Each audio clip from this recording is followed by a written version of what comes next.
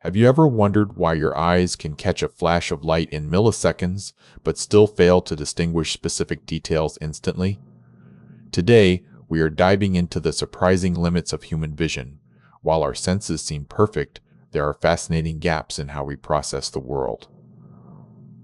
For instance, scientists have found that confusing left from right is a surprisingly common mistake among adults. Let's look at the speed of light perception. We actually have trouble distinguishing the intensity of flashes of light that happen in less than 10 milliseconds, proving our reaction times aren't instant. However, this limitation doesn't mean we are blind to speed. We can perceive incredibly quick motion artifacts, such as seeing a distinct movement at 500 frames per second. These perception errors aren't just random glitches, they are specific constraints of our neural processing. Just like how we struggle to do certain things in dreams compared to waking life.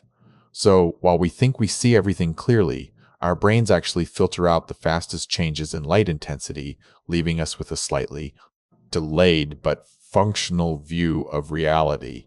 Now you know why distinguishing rapid flashes is so difficult for us. What other strange limitations of your senses have you noticed? Let me know in the comments.